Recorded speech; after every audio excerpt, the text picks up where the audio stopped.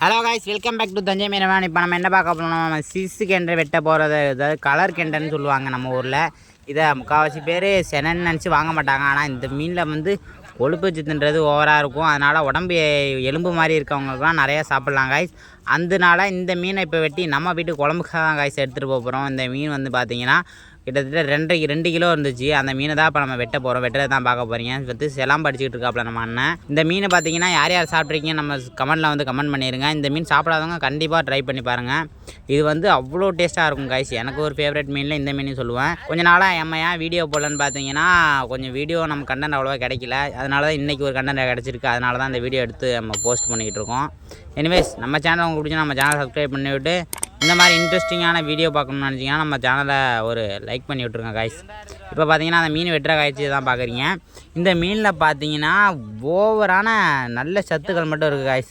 அந்த மீன் வந்து எப்படிலாம் சாப்பிட்லான்னு பார்த்தீங்கன்னா குழம்பு வச்சு சாப்பிட்லாம். குழம்பு வச்சு சாப்பிட்றதுனால தான் அந்த கொழுப்பு சத்துக்கள் அவ்வளோவா கரையாமல் நமக்கு சாப்பிட்றதுக்கும் கொஞ்சம் ஆசையாக இருக்கும் காய்ஸ். அதில் வந்து நெய் மாதிரியான ப்ரோட்டீன்ஸ்லாம் நிறையா இருக்குது. விட்டமின் டி, விட்டமின் ஏ, கண்ணுக்குன்று, உடம்புக்கு, ஸ்கின்னுக்கு எல்லாத்துக்குமே இதில் வந்து மருந்து மாதிரி தான் காய்ஸ் இந்த மீன்.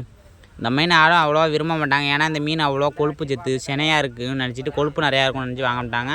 ஆனால் இந்த மீன் சாப்பிட்றதுனால உடம்புக்கு நல்லது தான் காய்ச்சி. ஆனால் பார்த்து வாங்கி சாப்பிடுங்க. அதனால் கெட்டு போன மீன், ஐஸ் மீன்லாம் வாங்கி சாப்பிடாதீங்க. இந்த மாதிரி ஃப்ரெஷ்ஷாக உயிரோடு எங்கேயாச்சும் கிடச்சிச்சின்னா போய் வாங்கி கண்டிப்பாக ட்ரை பண்ணுங்கள். கிடச்சி ட்ரை பண்ணி பார்த்தீங்கன்னா உங்களுக்கே தெரியும் இந்த மீன்லாம் நல்லா இருக்கும் அப்படின்ட்டு. ட்ரை பண்ணிட்டு ஒரு திருப்பு ட்ரை பண்ணிங்கன்னா போதும். அதுக்கப்புறம் அடிக்கடி இதுதான் போய் வாங்கி சாப்பிடுங்க காய்ஸ்.